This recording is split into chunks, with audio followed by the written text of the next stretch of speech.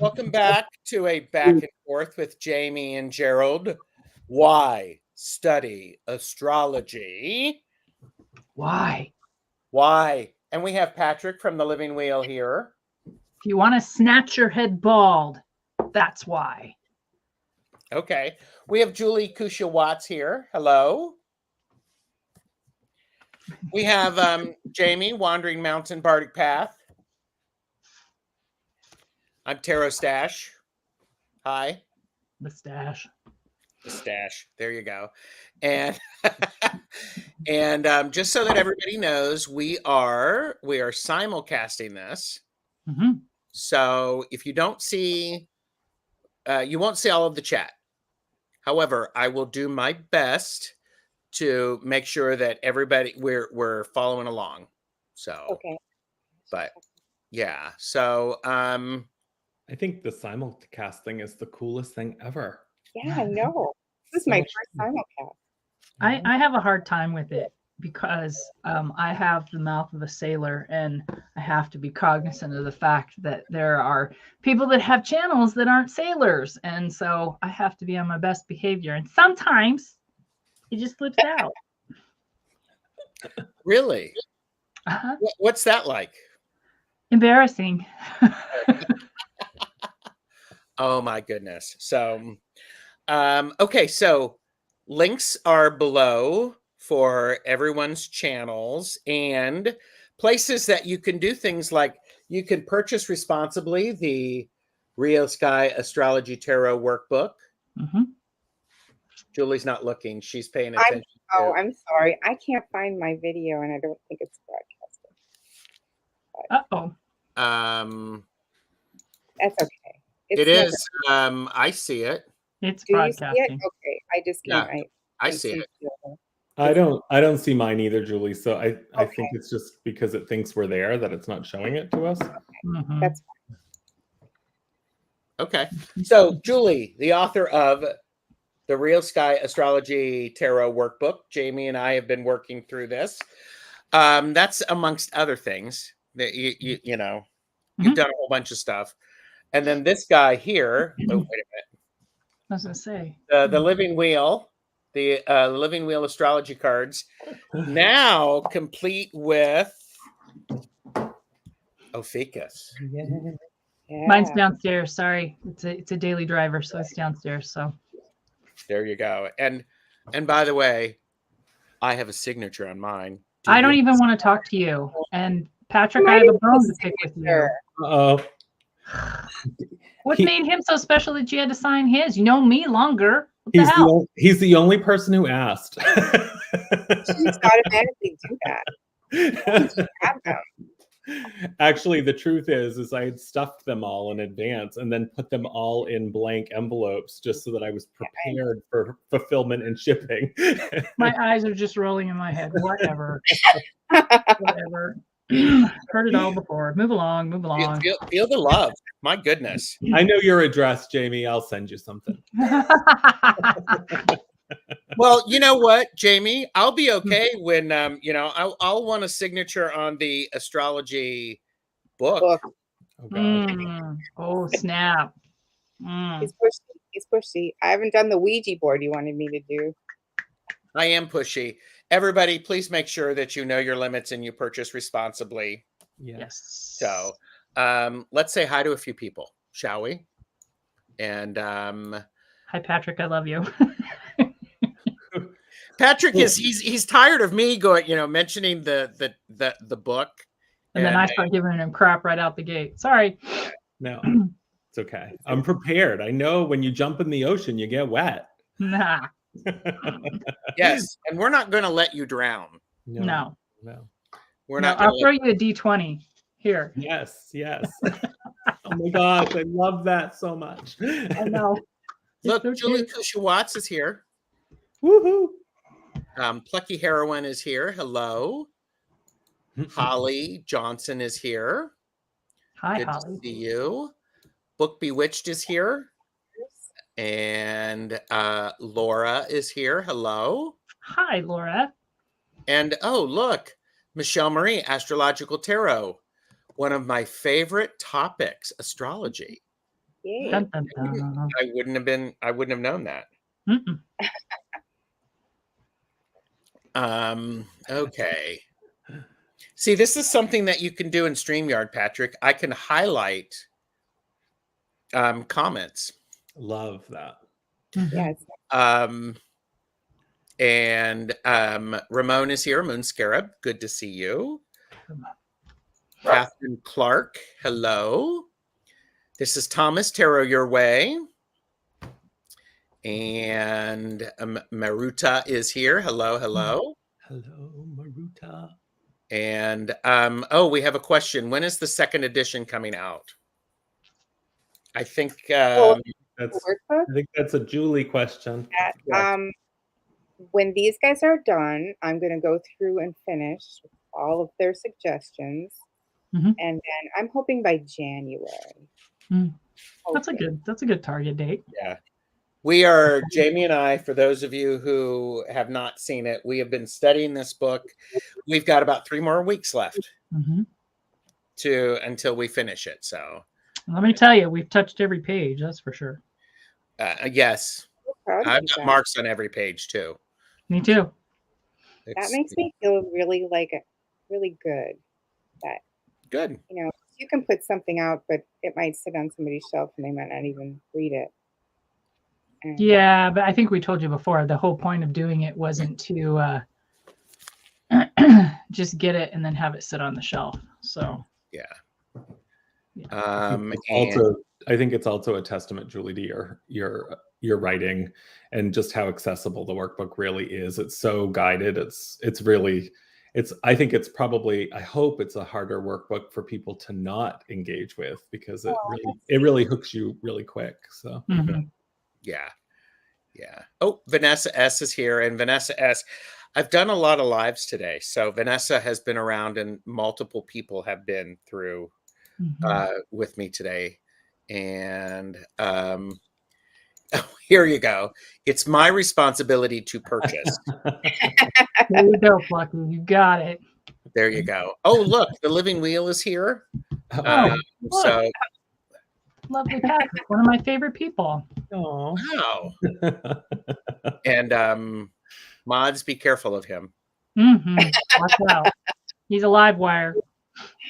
Truly a live wire. Wayne, Quilting Babe Suzanne Rich is here, and she and Wayne are watching. Wayne is having YouTube trouble. Well, I didn't put him in timeout. So, Mhm. I didn't, because I'm not logged in. So there we go. there you go. Mhm. Fogo Pogo, Kaylee is here. Hello. And Holly is just saying, I'm looking forward to the second book. Sure. So, like I said, this is being simulcast on everybody's channel. So go around, on Patrick and Julie's channels. Go over, like and subscribe. Share this video with people who you might think would benefit. It's free. Was that a dig? No. All right, just checking. Every time I try to tag you, Jaime, and everything, it reminds me we're not allowed to tag you. It literally says I tried to tag her too, and she's not taggable, people. Tag So we're not tagging her. She's just untaggable. Yes. Well, I have a job that it would not be conducive to tagging. but I can do this. You can do that, and I can do other things, but I'm not going to do that because it's Julie and Patrick simulcasting. Oh my gosh. All right. Is everyone hydrating? Yes. I don't have any clue. I've got my mushroom Patrick, tea. did you read my little tagline there? I'm hydrating on life. Jaime says, was a Taurus, now an Aries. What's an Aries? I love it. Yes. What's an Aries? You and I are Aries. I know. Was a Scorpio, now a Libra. Mhm. Same. Mhm. Anyhow, Isn't that funny? Other Stars is here. Oh, it is. Hey, Mom. Hi, Mom. Mom is here. Aw. Oh, here. Let's have Mom see her, see you in all the glory. Hi, Mom. Truly, everybody, we will get to the topic. So maybe. Jonathan Daly is here. Hello. Hi, Jonathan. And Book, I have your question starred. So, okay. Jamie's link didn't work. Oh, sorry. So, No, that's okay. Maruta, it's all good. I don't care. I love you for doing it, but you don't have to. It's all good. Thank you. Well, let's all get situated because I do have banners that show stuff. But before we do that, how about we do this? Today's video is brought to you by the word astrology. Everyone say it with me. Astrology. Astrology. The divination of the supposed influences of the stars and planets on human affairs and terrestrial events by their positions and aspects.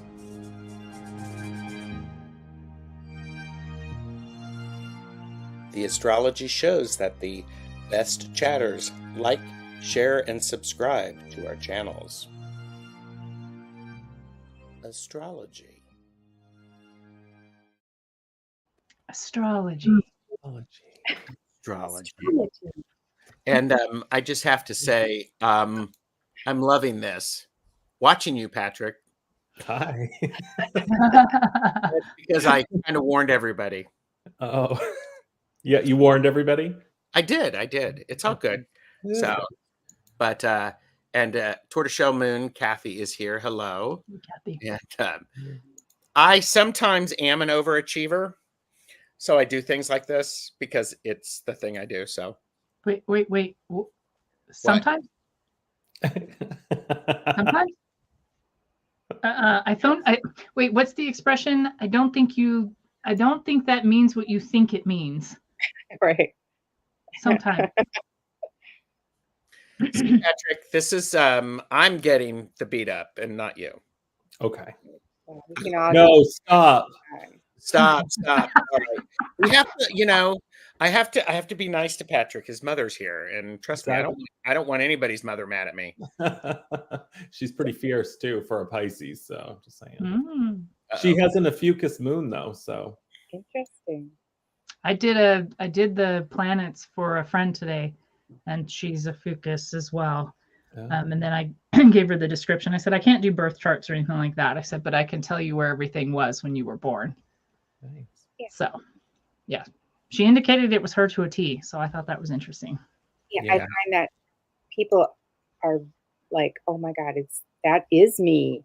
It's so much more me than my old chart. Yeah. Mm-hmm. So we will let's really look at learning astrology or studying astrology. And so I'm curious for both Patrick, you and Julie to share, what was it that made you want to learn astrology back in the day? So go back in time. Let's see. I think the first time was I was working in a fabric store, and one of my coworkers looked at me and she goes, "You're either a Scorpio or a Taurus." And I can't figure out which. And I was so surprised that she would be able to know that. Mm-hmm. And I said, "How do you know that?" I said, "I'm a Scorpio. How do you know that?" Well, it turned out I was a Scorpio with a Taurus rising in my, so she was right.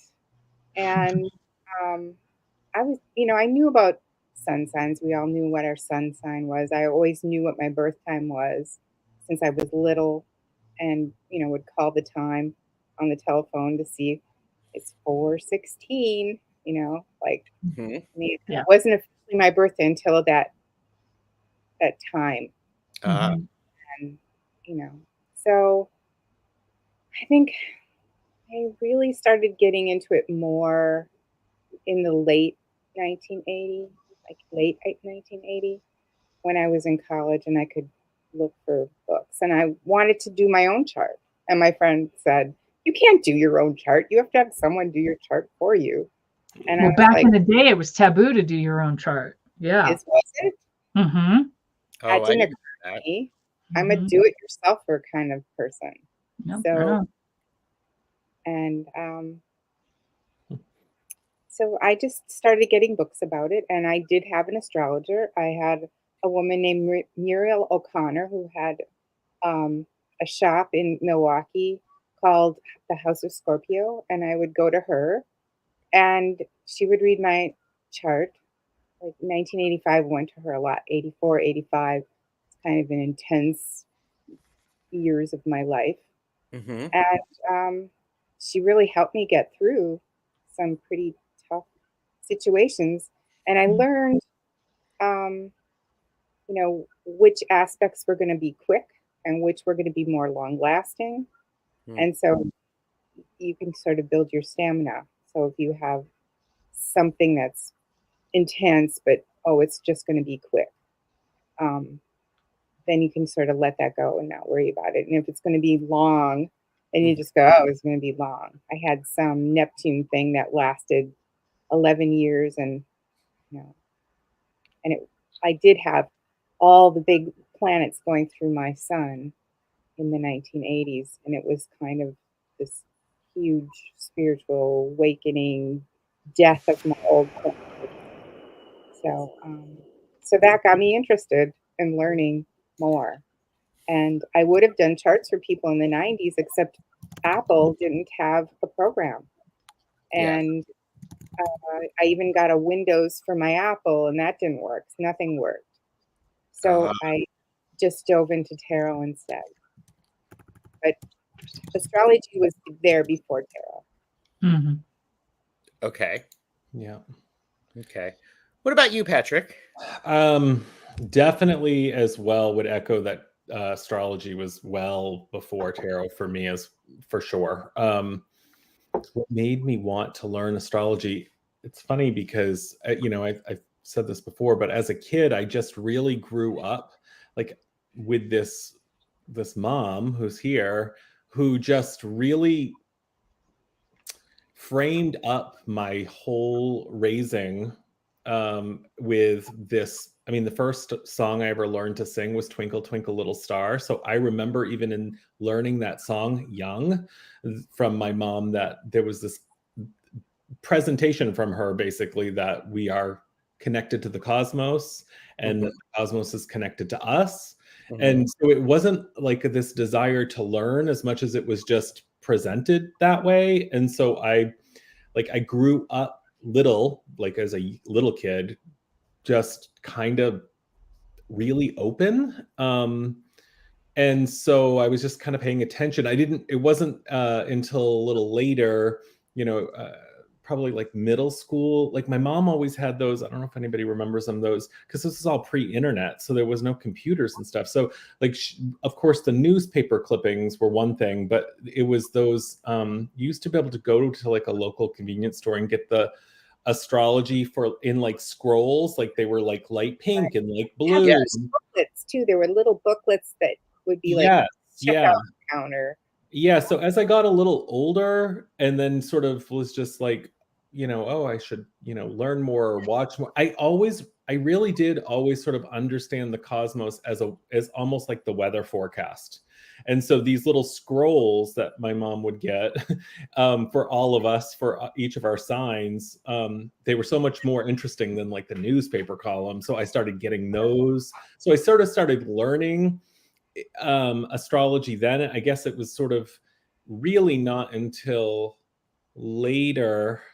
It really wasn't until it was just sort of this thing that I did, I guess, and connected to and believed in first. And then I was like, oh, there's like there's a structure under this, and there's methodology here, and there's context for this, and there's history.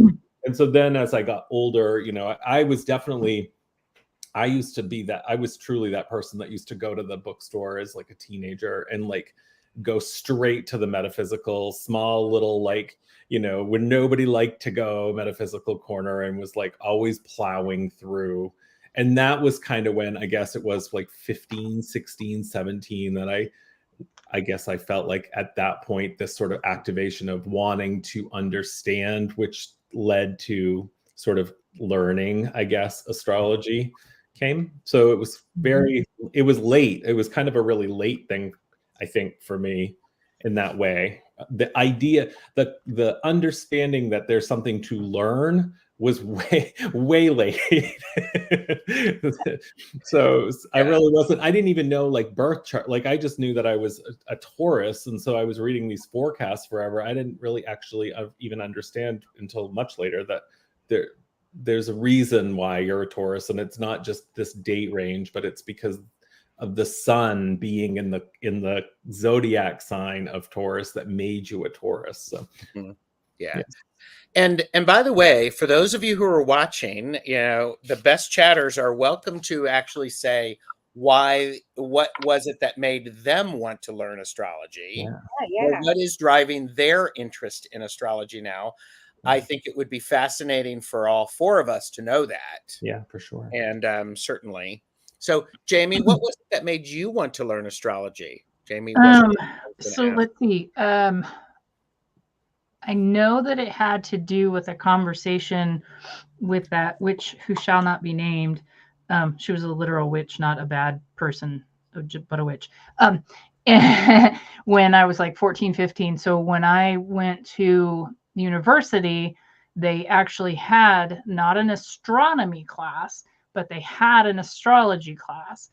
And I thought I was going to an astronomy class because I wanted to look through the telescopes and things like that.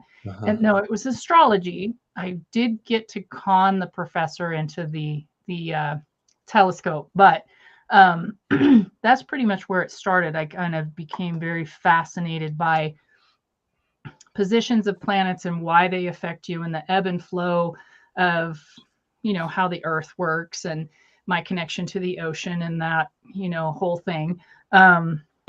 So I would say that it was a predetermined conversation when I was about 14 years old that kind of led me, 12 years later or something like that, to go and investigate. Yeah. Okay. What about you?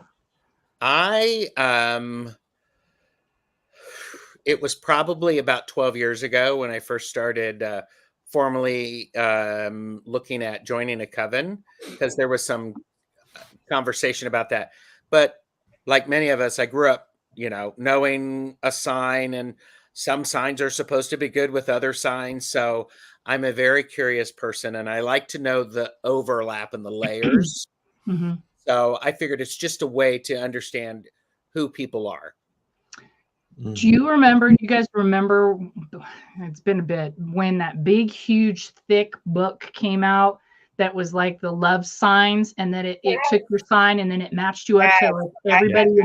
Yeah. I remember standing in the Walden bookstore. Bible. Exactly. How am I with this person? How am I with this person?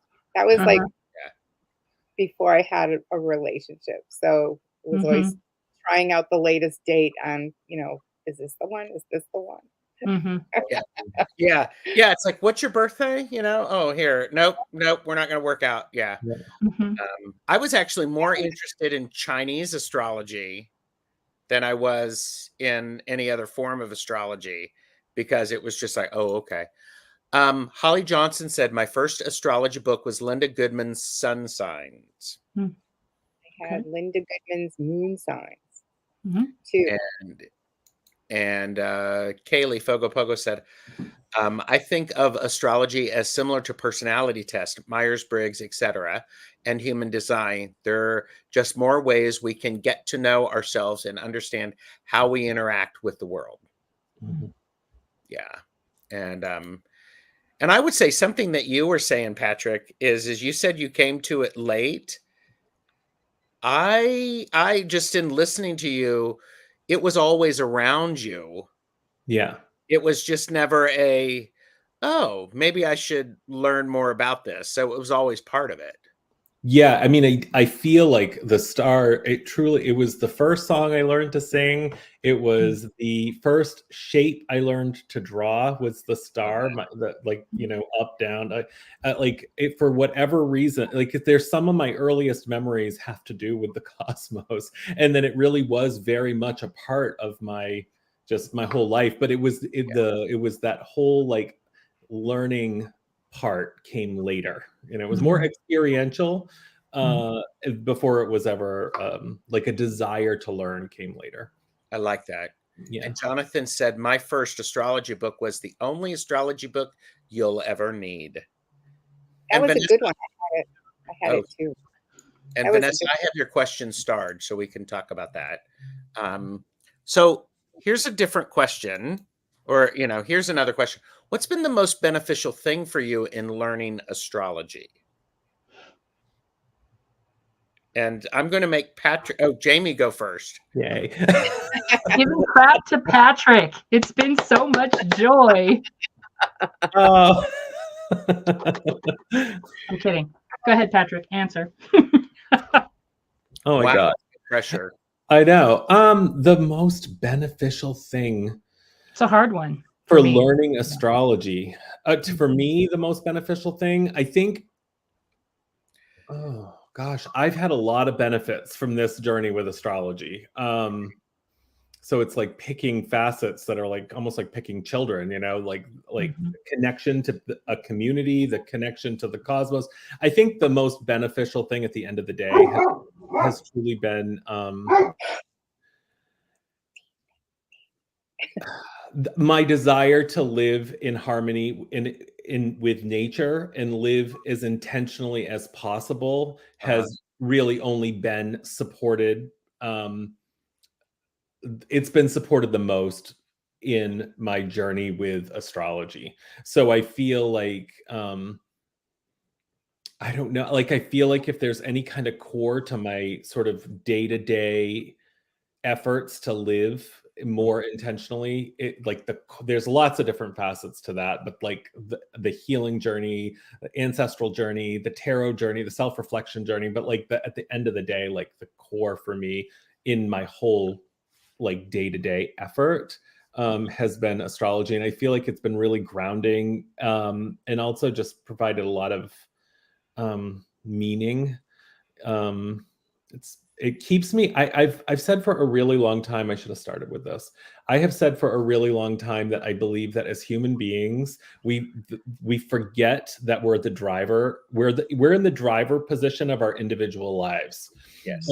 And so we do this over and over and over again. I think it's actually really probably designed as part of the human experience, because when we forget, then like things happen, and then we spend time like navigating and healing and living and experiencing. But like I feel like the more we can stay in that space of remembering that we are the driver, it doesn't mean that we're not impacted by external things, because we are, but like first and foremost, we are the driver. When we forget that, in some ways, in my experience, life, I start sliding down slopes of like not being the best version of myself that I can be, not being as intentional as I can be, not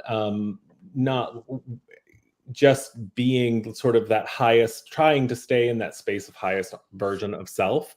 And so I feel like astrology really supports this idea, because it's very ritualistic. It's very like every day. For me, it's a very daily practice. So for me, I guess I would say that's the most beneficial thing since learning astrology, is it really does keep me the most in the toolbox of tools. It really keeps me the most in that space of remembrance without, we all have things like when we lose a loved one, we suddenly remember how life is so short, and then like what the priorities really are. And then we hear about something that happens, and then we feel like we're all in that present moment and remember it, but then our life takes over and we roll into life and we sort of forget and the priorities shift. So this tool of astrology really does keep me the most in that space. So I guess that's the most beneficial. Sorry. I love that. Thank you. Yeah. So much for not having an answer, right? Yeah.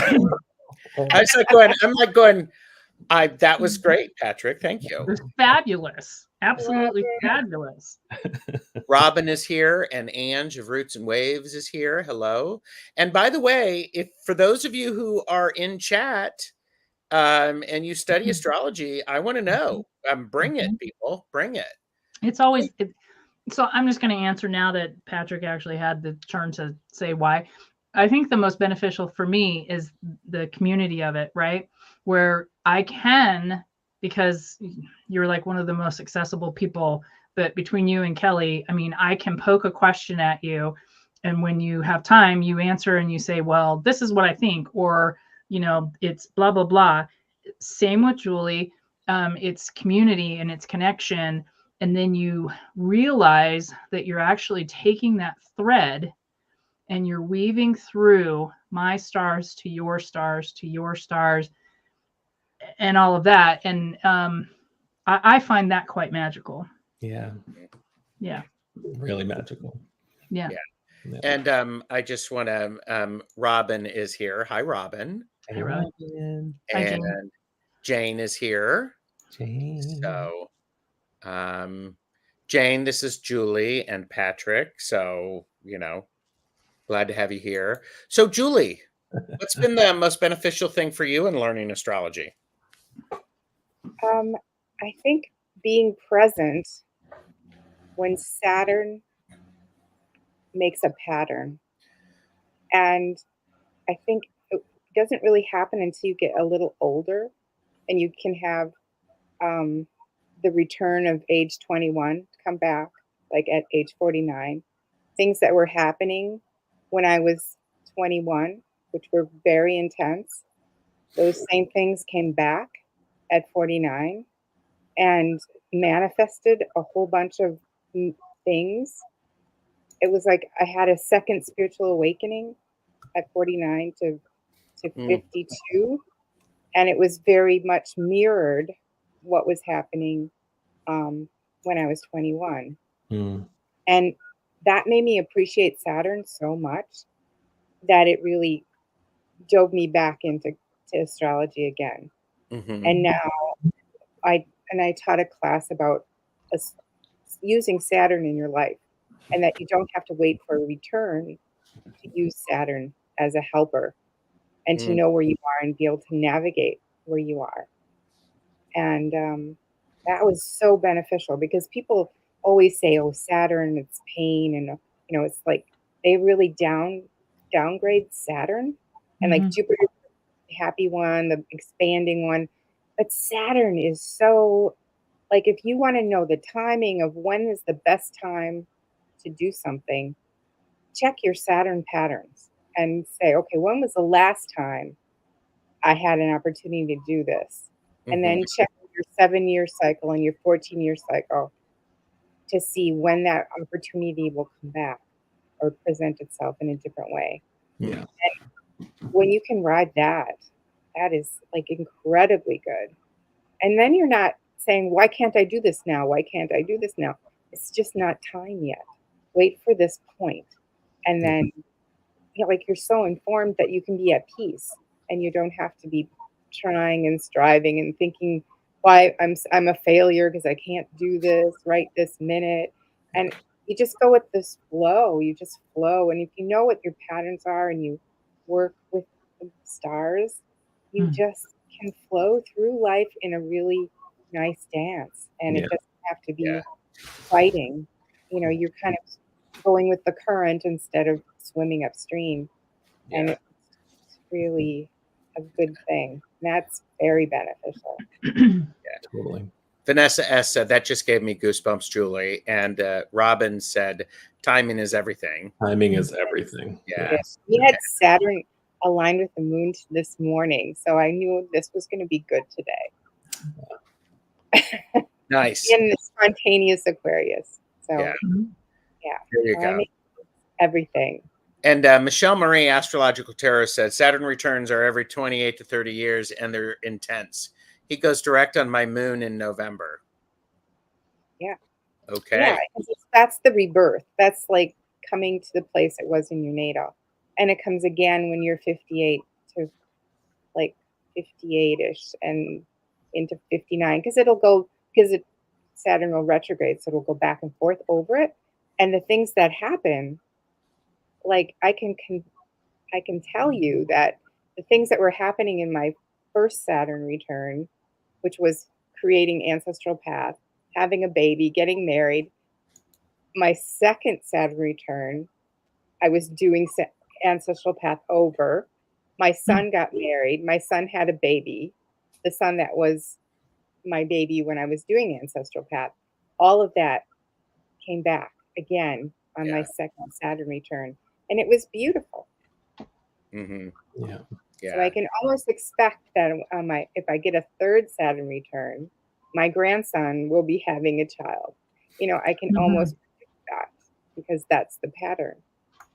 Yeah. So, Well, yeah, and I think for me, one of the beneficial things is forewarned is forearmed. Because I was the guy who people made fun of me at work because I'm like going, oh, Mercury's retrograde. And everybody's like, what's that mean? And I knew, you know, minimal amount, you know, I knew the news clipping version. And you know, it was about a year into, you know, my last position where somebody actually said, so when is Mercury retrograde and what do I need to avoid? And I'm like, well, you know, and so I think it, for me, it helps me understand how I am naturally.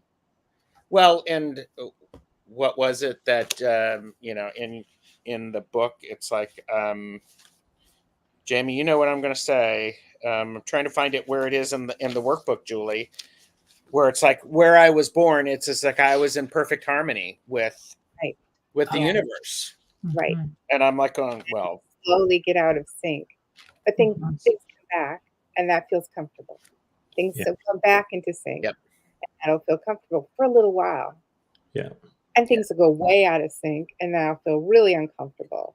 Like when Mars and Venus are on top of each other, I feel really uncomfortable because my Mars and Venus are are absolute polar opposites on the horizon. So I feel really uncomfortable when they're on top of each other. But knowing that, I can go, okay, this is going to be an uncomfortable couple of weeks, but I'll get through it. And I know what it is. It's a quick mover. And this is why. And it's okay. Yeah. Yeah. I think people, go ahead, Patrick. Oh, I was just going to say, yeah, the cycles, the power of cycle. Yeah. Yeah. That's amazing. Yeah. Yeah. Oh, and Laura said, I'm going to be so mad if I've missed both Saturn returns using Hellenistic. According to Hellenistic, I'm just starting my get your Saturn return. Yeah. And, you know, on that, I just one note, one of the things, speaking, kind of dovetailing off of Julie there with the cycles and Saturn, one of the things that Julie has spoken a lot about that is so powerful, and I had not really ever worked with Saturn and Saturn cycles in this way, is that you don't have to, it's a different cycle, the birth cycle, the solar return of Saturn, but you can look at a pattern in Saturn and you can look at today and then look at what was happening in your life, you know, however many years ago, and see that pattern now. It doesn't have to be your solar return Saturn cycle. Right. Like what was happening 28 years ago. Yeah, 28. Yeah. Right. So like when my daughter went through her Saturn cycle, her Saturn return, all the things were happening that were similar to when she was born. Right. And there was another pattern. And though it wasn't my Saturn return, it was definitely hers. Yeah. And I was like, okay, this is happening again. Yeah. It's exactly the way it was when she was, you know, being born. I mean, I think if we all think about that, you know, how 28 years ago, think for a second on the conditions of your life or what the circumstances of your life were, and then just see if there are any parallels to anything thematically happening. Yeah. It's a worthy experiment. And it is. Yeah. I actually, when I did my class on this, people were like, oh my God. They were just like blown away by it. So I would say, do it. Look it up. Do it. There's nothing to lose. I wanna catch up on chat because there are people popping some things in, and so Jane the Seeker is a lurking. A chart is a must in my opinion. And Marita said, finding out about my chart explained a lot about my experiences, and that was very comforting.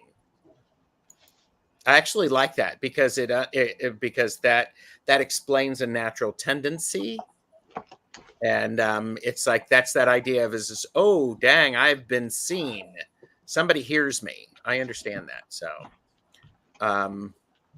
And Quilting Bee Suzanne, I have got your question starred. And Jane said, I studied astrology in the 80s. I've forgotten a lot of it, but I still remember the major points. I handed charts for people. Wow. I can't even imagine doing hand charts. Mm-mm. So I think it'd be fun, but I can't imagine. it could be. I mean, if you don't do all of the like minutia and you're not so worried about the degrees, you know, you can just go, okay, your moon is in this sign and your rising sign is this, and you just can get sort of a picture, and you don't have to, you know all of these degrees and what each degree means. You don't have to know all that. I don't understand what you're saying, Julie. Why would I not want to know all of that? Okay, overachiever man. Just like, Ooh. oh my I mean, that's kind of how I did my own chart in the beginning. You know, I could look things up in an ephemeris, and it would give me degrees, and so I could just draw it out on a, on a scope. And Understand that I had a grand cross in my chart, and this is why everything moves at once, and instead of like other people have control of their life and don't get stagnated, and everybody's chart is different and you have different rules, and that's why it doesn't seem like life is fair, because you each have your own chart to deal with. Ange said many years ago when we put one of our houses up for sale, the real estate agent, who we did not care for, told us it wasn't a good time to sell. His exact words, your stars will have to be aligned. My response was to him, oh, they are. And we sold within a couple of days. There you go. Nice. There you go.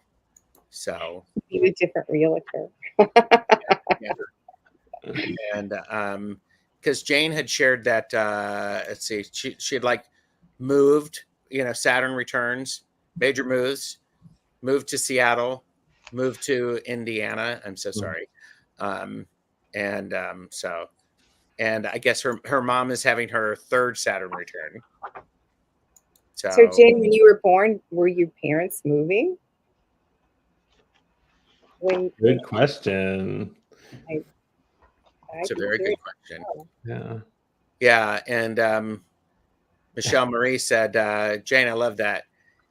He does that when he goes over my moon. I moved from Hawaii to Washington State, and now we're looking to make another big move in 2025. So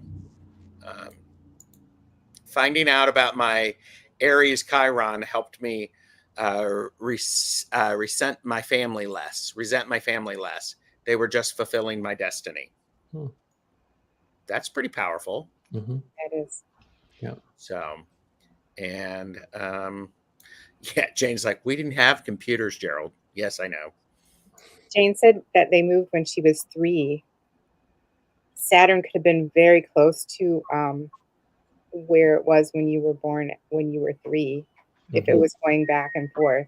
Yeah, or in retrograde or something. Yeah. That makes really good sense. Yeah. And I love what Michelle Marie said. Vedic charts would take me forever without the software. I can't even imagine. So I just did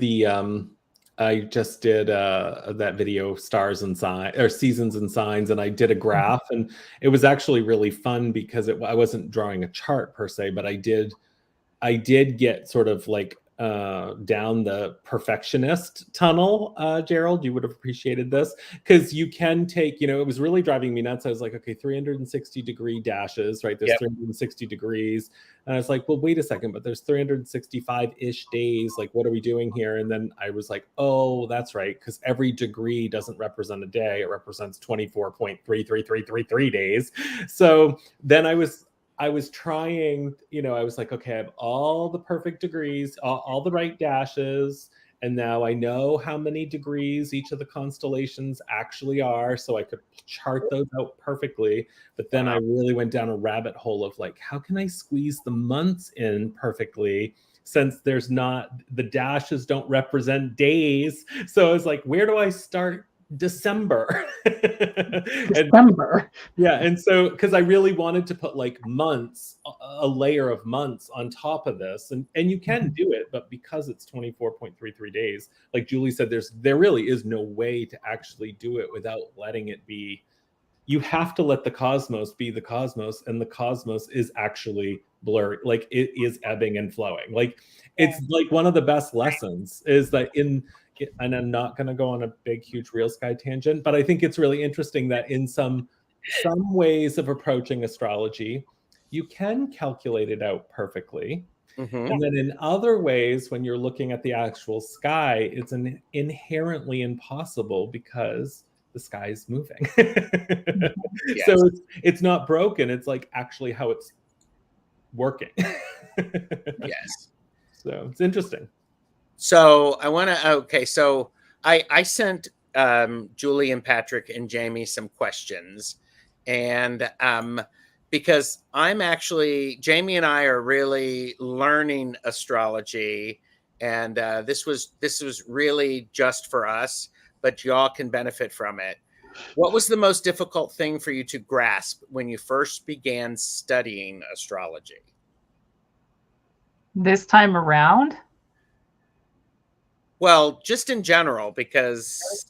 Well, I mean, because it really applies to now, because I mean, even though I was exposed to it and I had classes and I looked at books in the bookstore or the library or whatever, I never really, I mean, I identified with some of the things that were Taurus, but none of it seemed too terribly important until it slammed me right in the forehead that the sky wasn't the sky that I was told it was, and whatnot. So the most difficult thing to grasp would be what the blankety blank is in Aries. That would be, because I know nothing about an Aries. And so that would be the most difficult thing to grasp. And then figuring out what ascendant, descendant, north node, south node, midheaven, retrograde, all of those things, trying to map that out. So I think that that's been the funnest part, Gerald, for me, and going through the workbook is mapping it out. Yeah. Mm-hmm. So the most difficult would be trying to figure out the connection to this sky that I didn't know existed. Mm-hmm. Yeah. I think for me, a difficult thing for me as I'm first really studying is there are so many things that when I see astrologers, they go, oh, this, and oh, this, and oh, this, and oh, this. Mm-hmm. And I'm still trying to figure out what the hell the glyph for Libra looks like.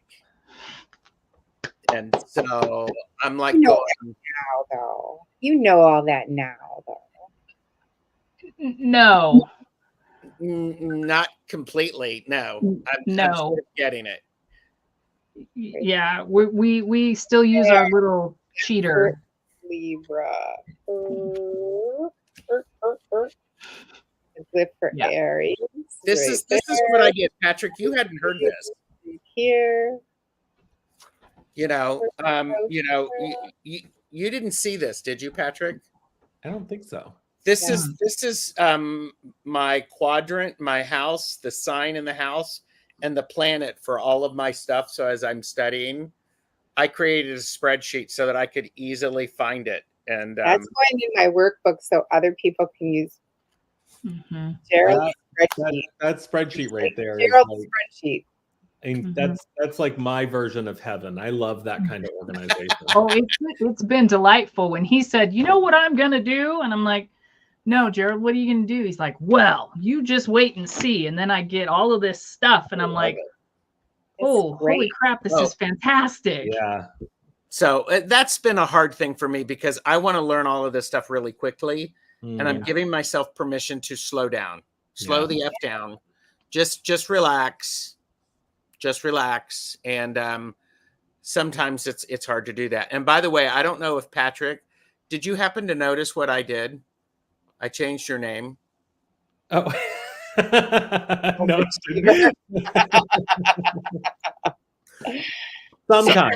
Sometimes.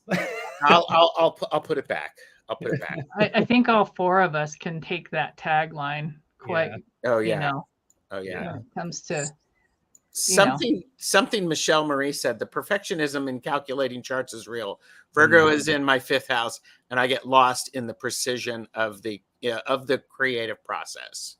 Yeah, I can see that. So there's so many words in that I absolutely adore, because getting lost in the creative process is so interesting when you're creating a chart that looks so mathematical, you know. So it's a really interesting to me, like left right hemisphere of the brain kind of thing. Mhm. Yeah. And those words are really perfect for describing creating an actual chart, because it is this super creative thing. Or even like your spreadsheets, Gerald, like there's this amazing creativity that has to happen. Like there's such vision, like to execute such a very like clean It's like, color coded. yeah. and Jonathan's like going, I need a copy, Gerald. Yeah. Well, wait for the 2nd edition. Mm-hmm. Second edition. Like No. like the houses are the place. Like they're the place. And Yes. then the planets are the personalities. They're kind of like these little things that have their own identity. And then the signs are just, they color everything into.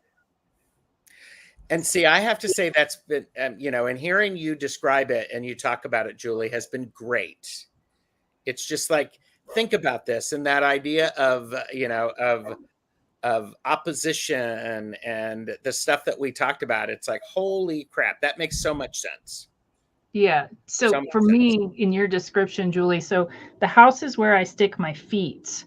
And then the rest of it is what I'm taking from the ether, bringing down to my toes, basically. So I'm grounding my toes in the house, right? And then doing the sparkly unicorn crap out here, right? Yeah. Yeah. Yeah. I love that visual. If you have a planet that comes into your house, it's a visitor. Mhm. And it's going to be there for a little while, and it might not be a nice guest, Mhm. but then, you know, it'll move on. And, you know, the stars are a whole other kind of animal. And now that I've like tapped into the Egyptian gods, they have a personality too. Mhm. Mhm. Yeah. So it's Disco just Selector said, where do I start? start with your sun, your moon, and your rising sign. Yeah. And then build on that. Okay. So now I do want to ask, I want to give you to the opportunity. You can always say I'm not answering that, Gerald. I would allow that to happen. But what was a difficult, I mean, you've heard what Jaime and I've had to say, but what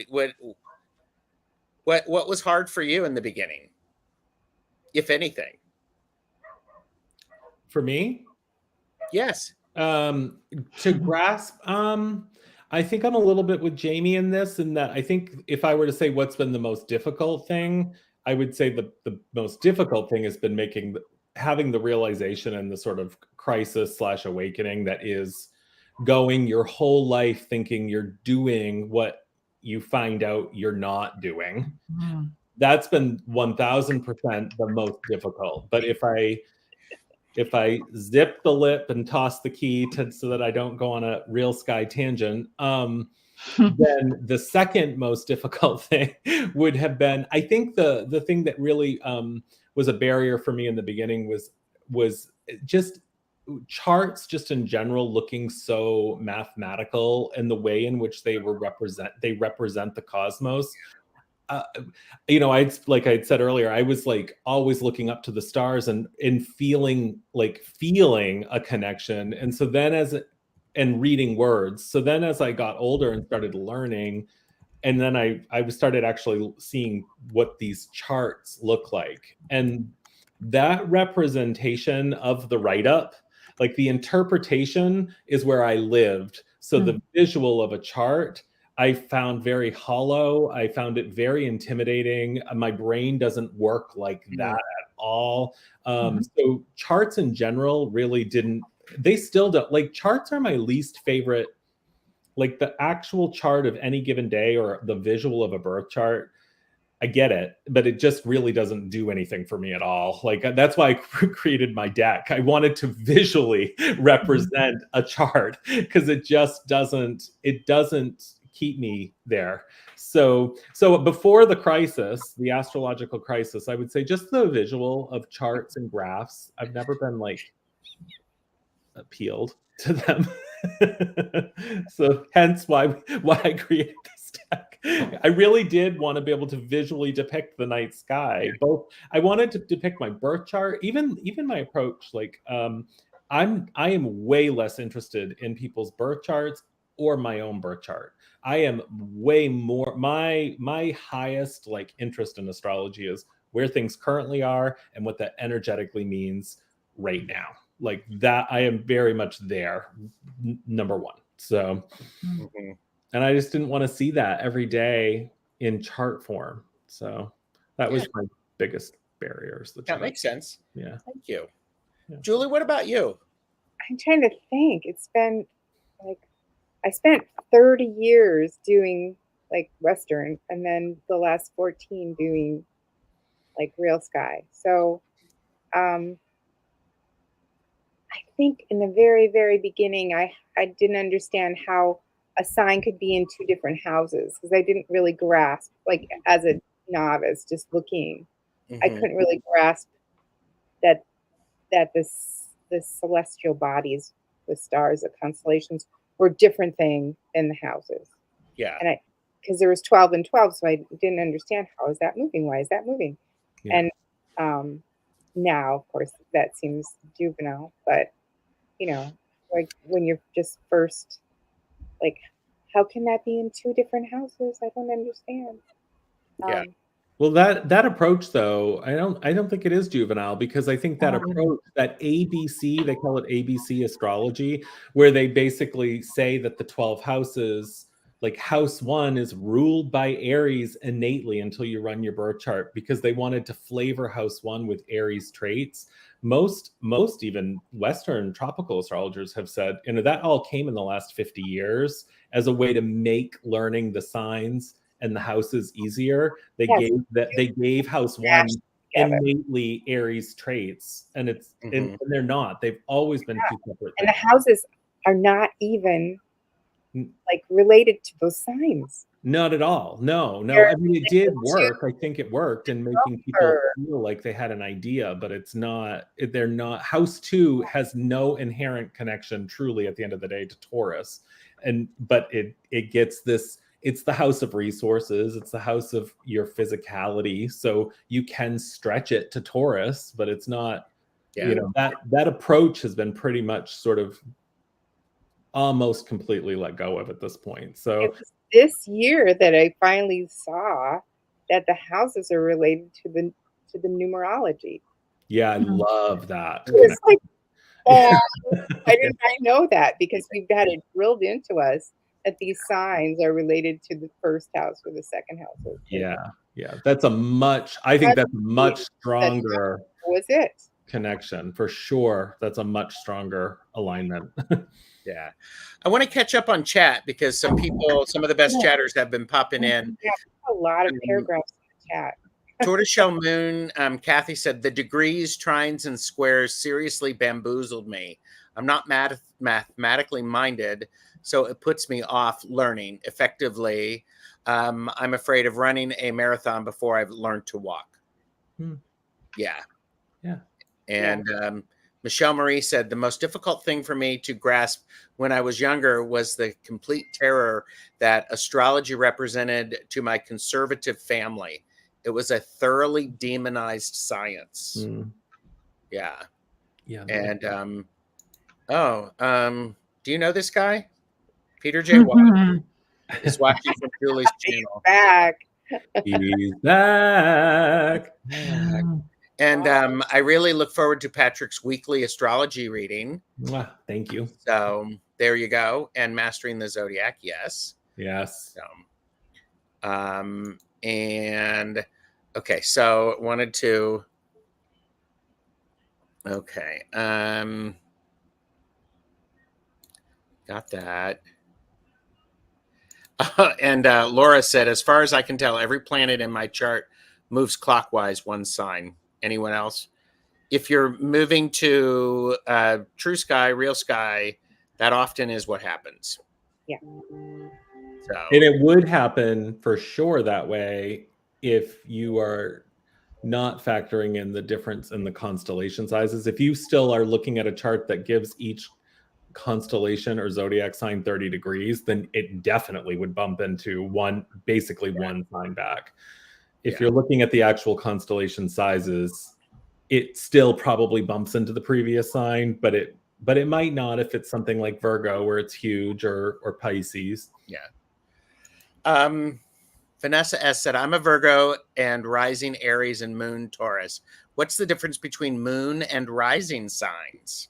Your moon sign is where your moon is.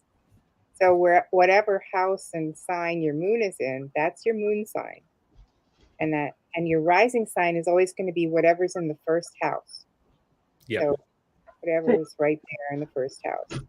And you can look at it like quite practically, like where was the moon on the day you were born? What constellation was it actually in? And the moon represents sort of an inner landscape. It has its own archetypal energy. And then the rising sign, like Julie said, it's always going to be house one, because it's actually always representing when the sun rose in the morning, what's on the eastern horizon, what sign was the sun rising into. So it actually represents not where the sun was when you were born, but where it was rising. So if you were born at 1 a.m, it could be rising in a different sign. And for most of us, it is rising in a different sign. So, yeah. So, thank you, Vanessa. Yeah, the first house is the one. It's a one, and that you start with the one yourself. And it's the mask that you wear for the world. Right. And yeah. So I did not ask you, Julie and Patrick, how long do I have the pleasure of your company? We are at 1 hour and 3 minutes. I'm as long as you want. I'm here. Is that with my hands or with tiny hands, Patrick? The biggest hands you can get. All right. Because we got, the best chatters are kicking it in. So I want to give everybody a chance. So yeah, totally. Yeah. We will actually, that last question, by the way, everybody stick around, because this is the last question I'm going to ask them. Astrology. Why should people learn about astrology? And this is their elevator speech. So that's the sell me on this in like a minute or less. So no pressure.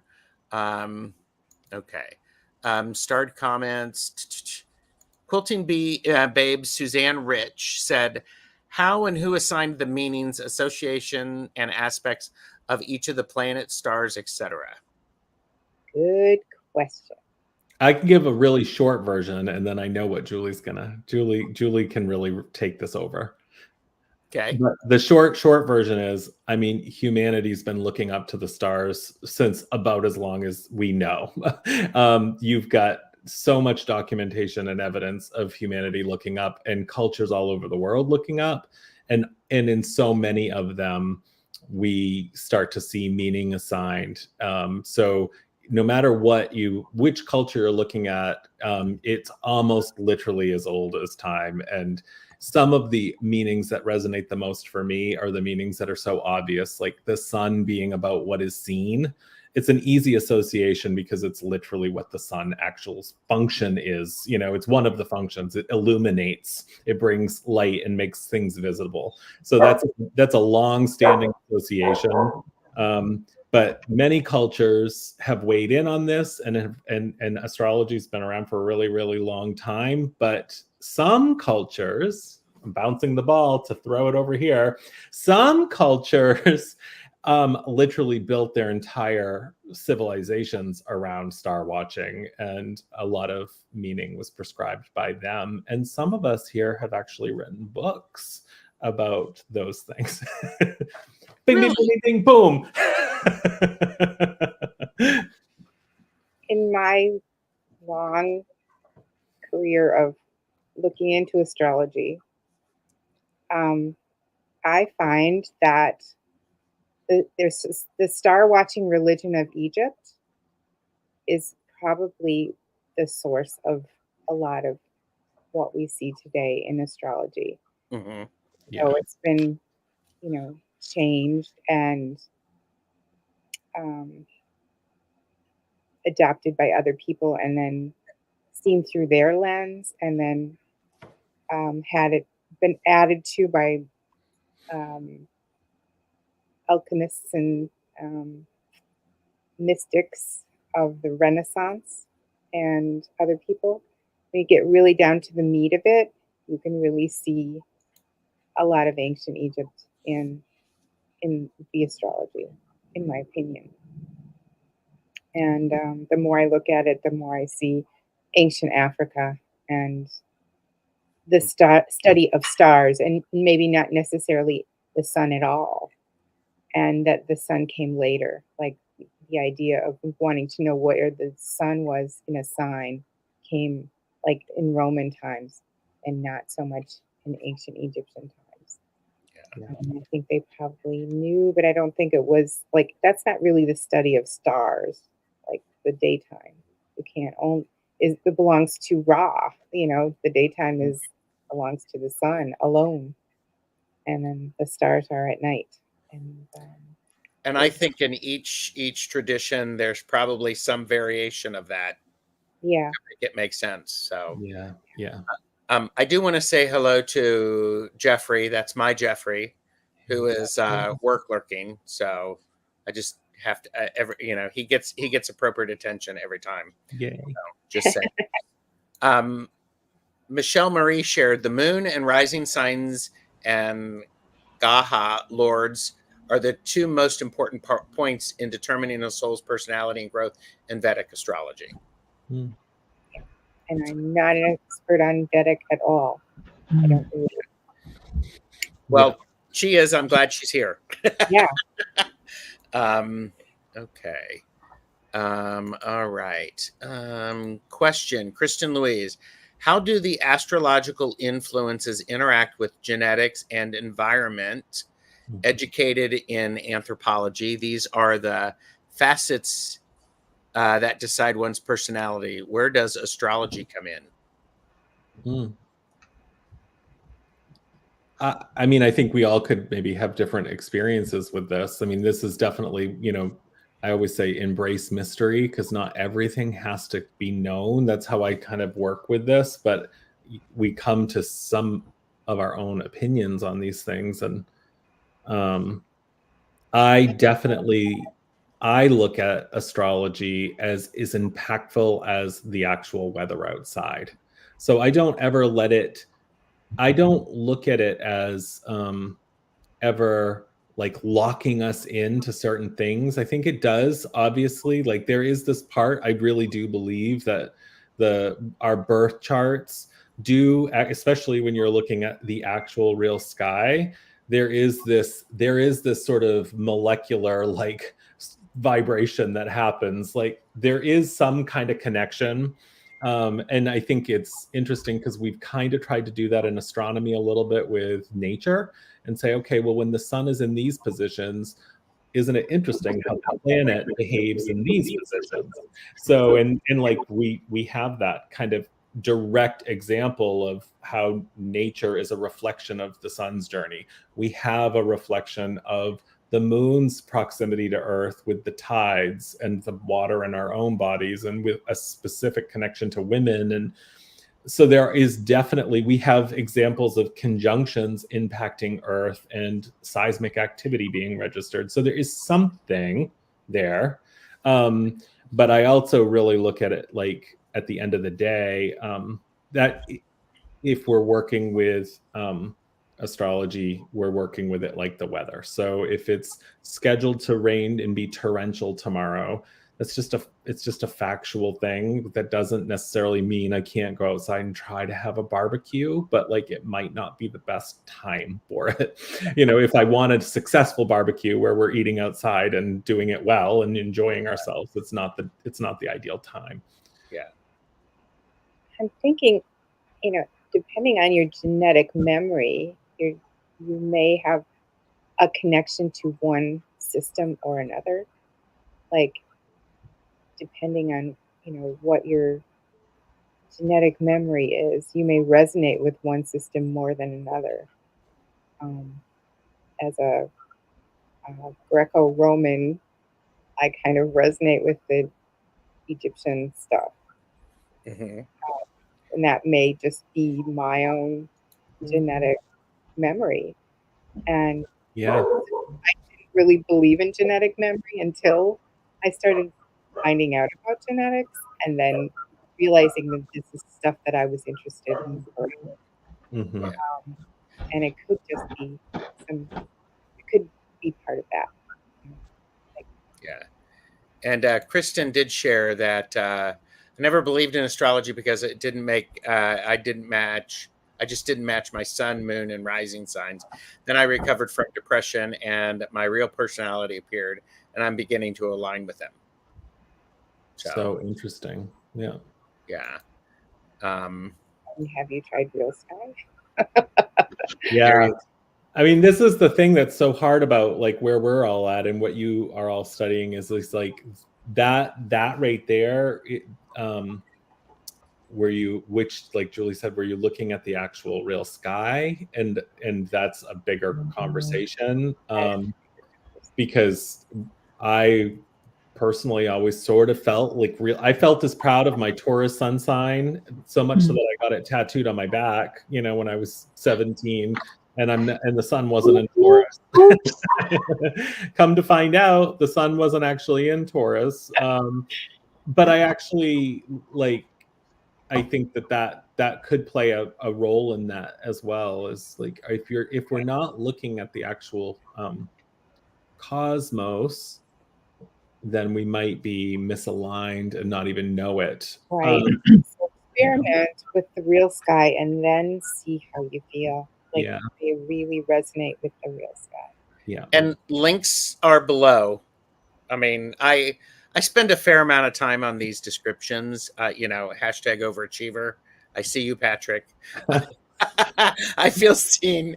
But I like to have that there. And by the way, Suzanne responded, so it's a accumulation of knowledge related to that idea is where was all of this stuff coming from? And yeah, I mean, I think that it's like you can look at almost anything in life, and if it's touched something, as you know, if it touches even just the four of us here, if I say something and it was just the four of us, and then Julie takes what I've said and then she interprets it and puts what she thinks is the exact same sentiment but in her words. Yep. And then Gerald takes Julie's words and puts it in, thinks he's stating the exact same thing but puts it in his voice, and then it ends with Jaime. What Jaime ends up saying will look, sound, and potentially be different than what I originally said because it's filtered through. You know, so that's sort of what has happened with astrology. I mean, the premise of astrology and the kind of promise of astrology has stayed the same, but the associations, the layering, the meaning. I mean, you kind of have to also look at what was important at any given time Yep. in history. Like what's important to us in the modern world is very different than like what was important to the Egyptians. The Egyptians had a real vestation in this because it really was, timing was everything, because they needed to know when the Nile was going to flood, you know, so they could ensure their actual survival, you know, and that was just the mundane version of their walk with astrology. So Well, and I think it's like the telephone game. yeah. You know, so Michelle Marie said, so cool, Julie. Our chosen modalities are like samskaras. They're mental impressions, recollections, or psychological imprints that we carry from past lives. We all have something unique to contribute. Yeah, we all need to contribute too, because each of us has a piece of that puzzle.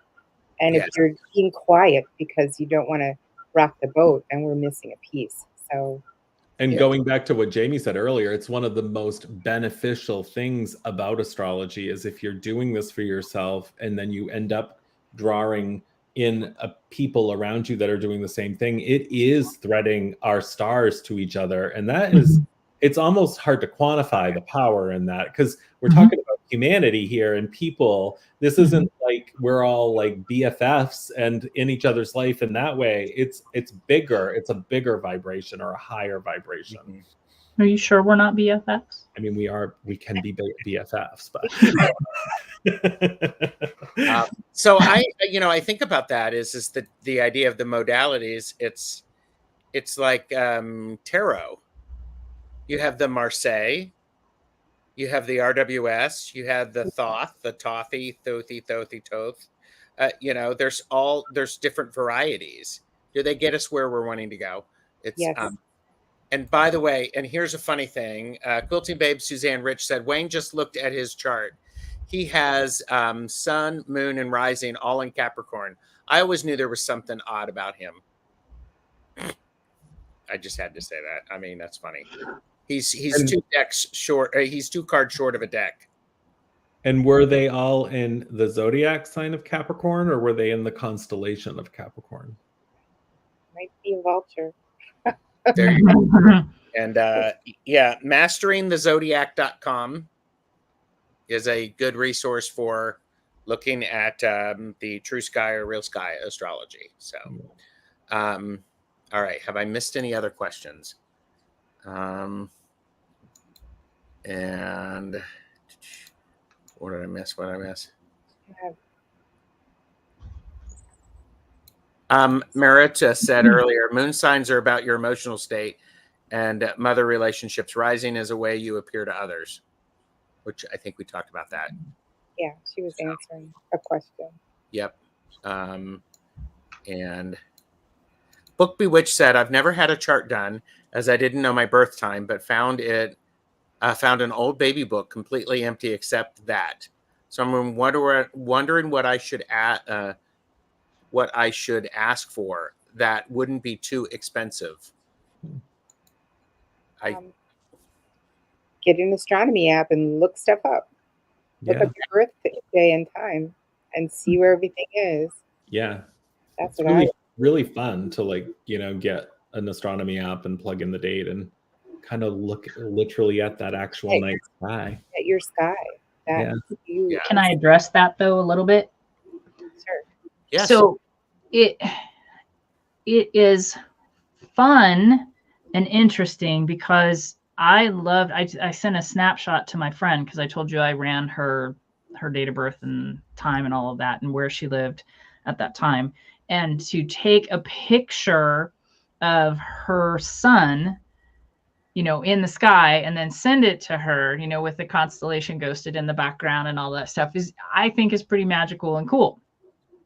That said, if being a newbie, and I consider myself that, it can be a little confusing and you have to pay attention to what the app is doing because the app will change the time. And then you're writing things down and you're like, oh crap, it says that it's 10:20, but that's not when I was born. And so then you have to go back into settings and do the thing. So, it's not as simple And yeah, I have Sky Safari Pro or whatever, and it's beautiful. It's especially beautiful when you see it on Patrick's big old display. It's lovely that way, but it can be very confusing. So and I know we're going for inexpensive here, but if you have somebody that has the right software and can do a birth chart, and then you can look at that simultaneously, it's a lot of benefit. And I personally think, for me, just how my brain works, this is just me, seeing the sky and then seeing the chart kind of connects it for me. You need the chart to get the houses. So and so you know, does there's mastering the zodiac.com. Mastering the zodiac.com will give you a free birth chart, which shows you the actual sky. But then of course there's all kinds of free, like other systems of astrology. Astrolab is free. Cafe Astrology will give you a birth chart that's, you know, in the sort of different systems of astrology. So, but I would say like exactly what Julie said, you really should definitely using both. Like running a birth chart is going to require a certain amount of attention to detail, because you do have to be very thoughtful, make sure you're entering the right data to generate an actual birth chart.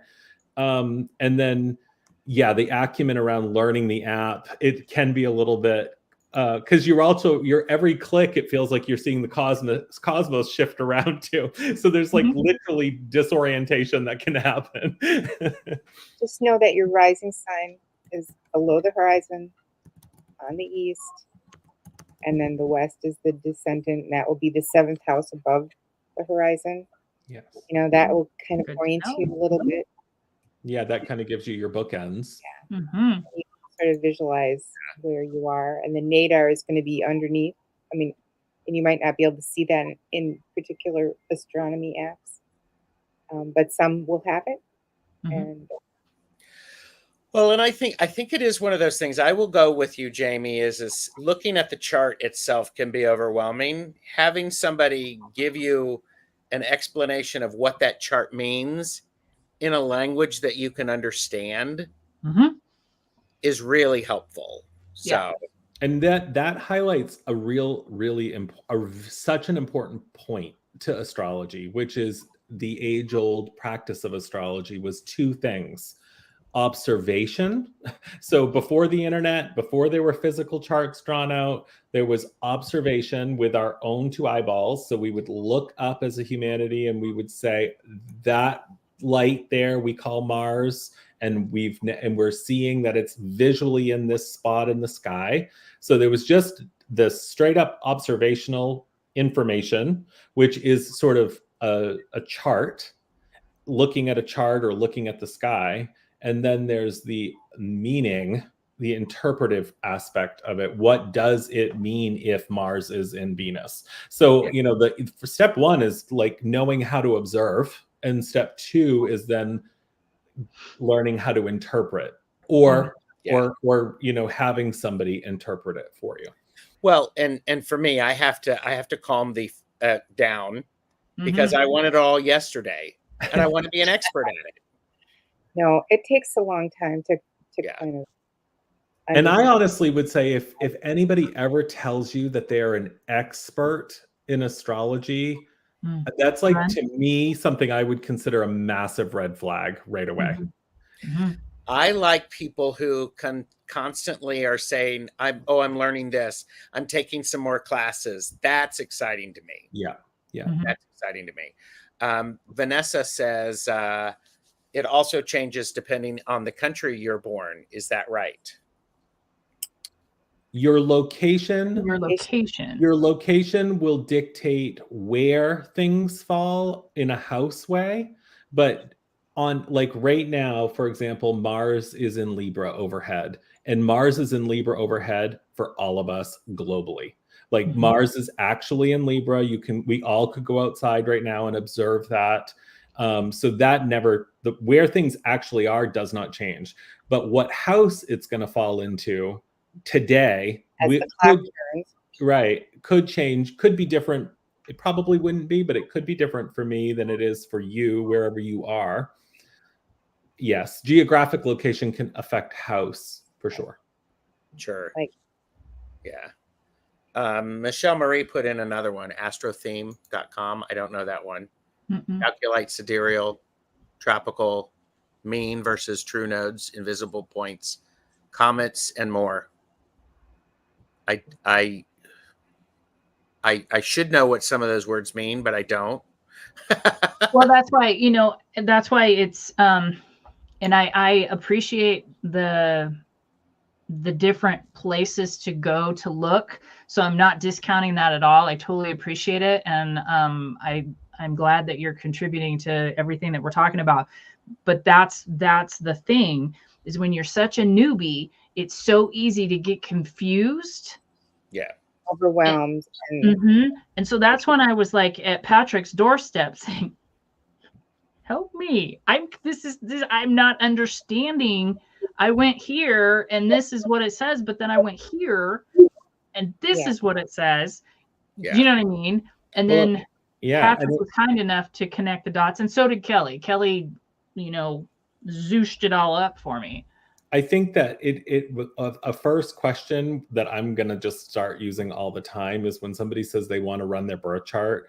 I think the follow-up should be, what do you want? Do you want to see what the sky looked like at the time you were actually born? Or do you want to sort of see an oracleized sort of version? Because the problem is there's only one night sky at the time you were born. But unfortunately, most of the astrology right now and the apps and the tools don't really reference that actual sky. Yeah. So, but I think a lot of the people interested are innately thinking that they're asking for what was the snapshot of the cosmos at the time I was born. There is only one night sky. We can look at that if that's what you really want.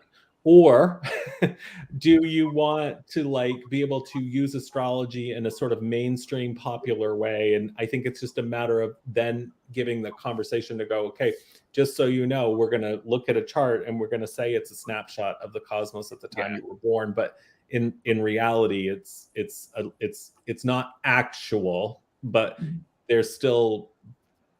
in reality, it's what they found in a book during the Renaissance. And this book was written 1,500 years previous.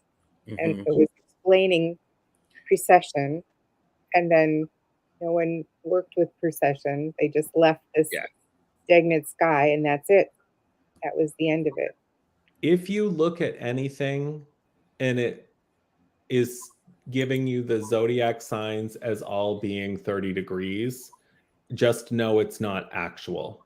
And that's okay. I just want people to go into that knowing that. What you're getting. That's sort of the easiest way to know whether or not, who just said this? Kristen said sidereal versus tropical. I can't grasp all of this. My brain doesn't function all that well. I think it's just, I get it. To Jamie's point is it's confusing. The actual sky. Yeah. Tropical is what the mystics got out of the scrolls during the Renaissance. And the tropical is what was written about around the same time as the Gospels were being written. And it was it was just something that was translated from an old scroll about precession. And it was trying to project when the Piscean age would begin. And it was fairly inaccurate. Yeah, I think what I was trying to say is I didn't want to offend anybody giving information, because all of the information is fantastic. Just for me, when I was being given all the things, one of the comments that Jonathan had, and I was given all of this stuff, and then I'm looking at it and it's like, okay, but how do I actually know, without having Patrick, without having Kelly Fitzgerald, without having Julie, without looking at Gerald and saying, dude, what the bloody hell are we doing? How do I, as a plebe, know? And it took the things, of Kelly pointing me in the direction of a good book that I kind of had to redesign with dates, and then having really good conversations with Julie,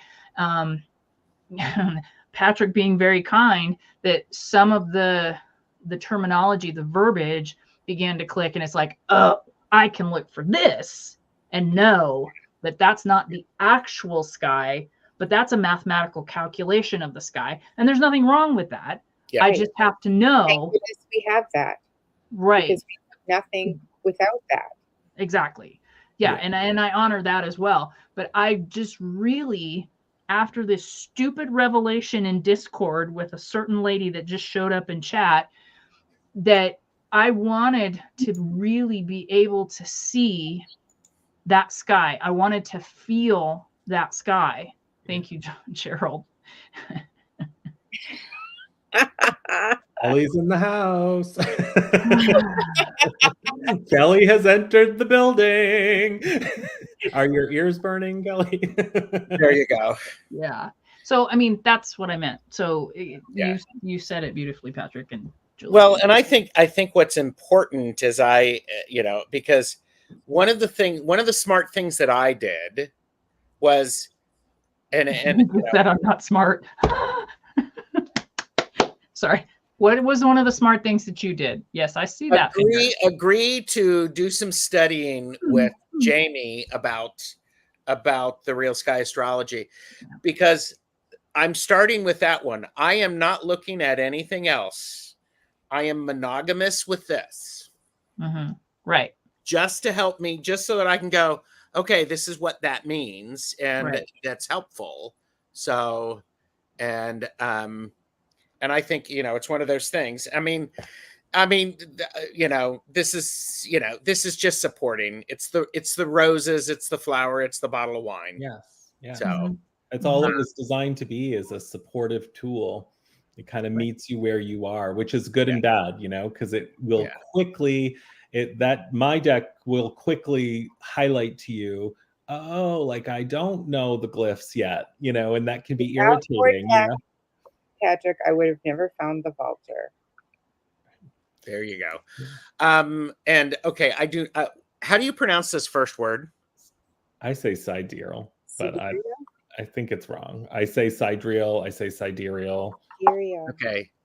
I don't know, but it uses the most accurate astronomy for your chart, while Tropical Western Measurements uses a fixed snapshot of the cosmos, which is now the 21st century, is astronomically incorrect. So we need a language update. So anybody that's here that is interested in tarot, Gerald mentioned tarot earlier. And he talked about Rider-Waite-Smith, and he talked about Thoth, and he talked about the Marseille style of tarot. And tarot goes all the way back to the 1400s, before Marseille. And there was this debate in the tarot community a while ago where we sort of, not even a debate, we just elevated our language around how we use the word illustrated tarot decks. Because we used to say that if it's a fully illustrated tarot deck and there's pretty pictures on every single card, that is an illustrated deck. And so we used to say all these Marseille decks of the past, the 1400s, where if you pull the 5 of coins, it's only 5 coins on a card and no image. Well, that's an illustrated deck too. I'm like, that's an image. It is. It's an image. It's an illustration. And so we, at least here on YouTube, I've been around long enough. It was really fun to see us sort of reevaluate our use of that word illustrated. And we've adapted now. And I really very rarely see people anymore say that, the Visconti Sforza of the 1400s isn't illustrated. What they end up saying now is it's a pip deck. And I think with tarot, we need to with astrology, we need to kind of get to this point where we just first and foremost recognize that there's a language update in order. We need to update, because there is a massive confusion that's coming, and it's only really coming because the language is sort of way too broad here, and it could be way clearer, I think, if we update our language. So Astrological Tarot just says, sidereal uses the most accurate astronomy for your chart. Tropical measures a fixed snapshot of the cosmos, which is true. But astrology, as we know it for the last 2,000 plus years, is the broad word for systems like sidereal and tropical and Western and popular and Vedic. And I think we need to level up to a new place where none of those, including sidereal, actually factor in the actual size of the constellations. So we're at this place where there is one actual cosmos overhead, and there is only one sun, and it's only ever in a real constellation overhead. That lives sort of right now in a very fragmented. There's very few of us out here talking about that type of astrology where we're actually looking up to the actual cosmos and actually talking about the sun and the constellations. There's a line, right? And then everything else falls onto the other side, because literally everything else is sort of you could call it an idealized version of what actually happened. You could call it an imitation. You could call it inspired by. You could call it a bunch of things, but it's actually not the actual. And I don't know what the language is yet, but I think we need to get to a language update first somewhere. I would definitely throw that out there, that we need a language update. Will that be in the book? It'll be the first sentence. Wow. That was not me, Patrick. Sorry, and I'm trying not to be, but I feel like, so here's the thing. I feel like you need to write about it because it's really on your mind. Yeah, well, and I feel like there's these people here right now in this chat, and I'm so thankful that they're all here, and I'm thankful. I'm thankful for the opportunity that we have to come together like this, Gerald and Jaime. Thank you for having us here. But it's hard when we see these. It's hard for me when I see these questions, because I just want people to know what they're choosing. I have no horse in the race for what they choose. Like, I don't do you, but I think so many people don't realize, and you can kind of tell by the questions and the comments. And so we have like some people here that, I just want to make sure they know. Astrology for 30 years and never knew that it wasn't the same. Member of the club my whole life and didn't know this. Yeah. Well, and that's why I think I think it's a good to have the conversation and to be curious. Yeah. And I just because I don't understand something, I don't discount it. No. Right. And I encourage everybody to, just because you don't know what it means, it's like something. What did I say? There was a funny thing that somebody said that made me laugh about this. Is just like going, and I'm not going to be able to find it. Damn it! It was funny. It was funny. Oh well. But it's just like when somebody's pain is another person's pleasure. Horrible analogy, but somebody's demons are another person's enchantment. And it's like, don't discount, ask a question, listen. So I think that's important. And there you go. I'm on a soapbox now. I know. Thank you for taking it from me. So, but I am actually really grateful that everybody's in the chat. So asking questions, it's helpful. So well, and sharing information, that's the beauty, right? Yeah. Yep. And I think we're all powered a little differently. Julie's been doing this for so long and known about this for so long. So I think, and she's a different person. I'm sort of fresh into this. I'm not as fresh into it as you are, Jaime. But like, I think there is this sort of, there's an arc of urgency around it that has a start, a middle, and an end. But I think it really depends on where you are in that journey. Well, and I will add to that. I will say that the one thing that we've all had in common, which is seriously amusing, is and when I say this, I mean it lightly, not like, oh my God, but we've all faced the anger of it, the frustration of it. I felt truthfully duped. Okay. Yeah. Duped for 56 years, duped. So it's kind of, that's where I'm coming from. I'm not saying that whoever makes a living out of doing Western astrology charts and and having readings and doing all that thing. I'm not saying that what you're doing is wrong. No. Bless you for having a beautiful business and being successful. That's what I want. What I'm saying for me, I want something different. And it's like you said, I want different terminology. I want knowledge. I want all of those things. And if there were resources, would you be using the real sky? I mean, that is part of the problem, is there isn't a lot of resources. Well, correct. That's why we're poking at you guys. So when I found out, I was like, I think Western astrologers know that they're not using the real sky. But then I was like, how did I not know that? Yeah. And I didn't know that. Yeah. You know, it wasn't until we had astronomy apps that we really could see it. Yeah. And it is a tale as old as time, really. Like there's nothing but grace extension here, because all of us, but like Jamie said, we've all had the anchor part, but the reality is we all also, we've got to extend that sort of grace outward and towards ourselves around this, because the reality of this information being accessible now is very new. I mean, if you go to the smartphone world, which created apps, it kind of put the ability to actually look up to the actual stars in our hands, and that wasn't even 20 years ago. So in 2009, I didn't have an app that could show me the real sky. I had a flip phone, and there were no apps on the flip phone. And the systems that have sort of preserved, like in the best case way, I think the nice thing about the systems is they've preserved the astrology. They've kept it relevant in our lives all these years. So it's been great that there's been this preservation. It's almost like astrology had to sort of stay stuck and fixed if it was going to endure for post actually humans needing it in a real practical day-to-day way. You know, people of the dark ages didn't need it and didn't use it. Right.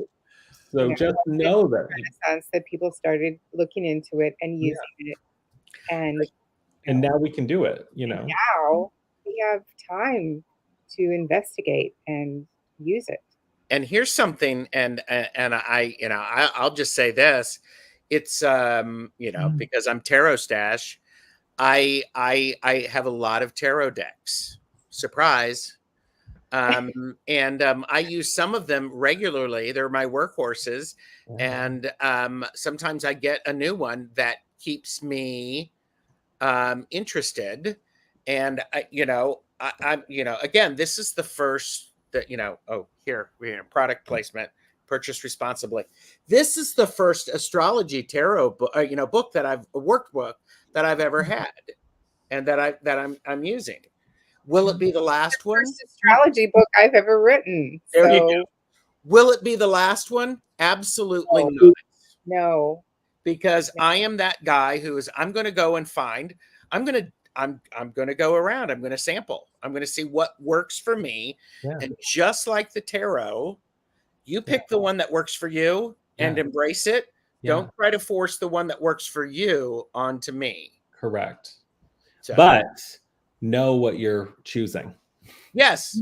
I love it. Patrick's saying, know what you're choosing, Gerald.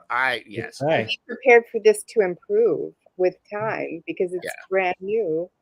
And, reinventing the wheel kind of with this. And, Robin says, I only do real sky, whatever that word is. Apparently Pisces are excellent, but Julie used to call Pisces the dustbin of the universe. Well, because it was the last sign. Because back in these stagnant days, that was the dustbin. I think I read that in some astrology book. Yeah. So true. Journey. It's a journey, Jamie. I studied and did charts in tropical astrology before working with sidereal. What drew me to Vedic was the realization that I'd never learn it all in. Yeah. So, Lady Spellbreaker 1313 is here. Hello. And Jeffrey says, I truly appreciate Julie and Patrick sharing this new way of thinking, Ace of Swords, about astrology. Any idea why I married the guy? No. No. So, it's because he loves me that you married him. yeah, that's exactly right. It's so funny. See, like, even that, like, Jeffrey, that's like, it's so interesting. Your statement is, it's a lesson for me, because my first thing when I read that is like, I want to make sure people know, like, I don't feel like I'm sharing anything new. I feel like I'm just wanting people to like know that there's something factual. And so it's like, I need to be able to receive that and know where it's coming from, because I'm running around right now in a lot of ways putting out a lot of fires, just feeling like I've got to be like, okay, no, but like, it's not me. I'm not doing anything. Julie's doing a lot, because Julie literally has channeled and has embodied Egypt. I, however, am just trying to get people to understand that we have a sky and we have a system. Like, Yeah, but I'm gonna just disagree with you just because I can. And because you give a lot, so you are doing something. You're taking the information and the things that you've learned, and you're taking your beautiful deck and you're applying it in a different way, and you're giving resources to people that you had put out there for purchase, right? The calendar and everything, and you've just basically said, have this shit because I have learned something completely new. But yet your deck is still relevant. Right. And I want you to experience this with me. Sure. Let's talk about it. I mean, that's kind of amazing. I mean, well, and that's why I appreciate that comment. Like Jeffrey saying that is helpful, because it makes me sort of have to face that piece to this. So it's another, going back to, I think, the first question, what's the benefit? It's been incredibly beneficial, because it's it's part of the process, you know. And the Aquarian age is about timing. There are two things. You know, Jeffrey said worships the quicksand Jaime walks on. And thank you, Jeffrey. And Michelle Marie is like, sorry for the typos. I'm baking, and I'm looking. We get it. I'm like going, oh yeah, I'm totally into that. And so, I love that. yeah, it's far much more.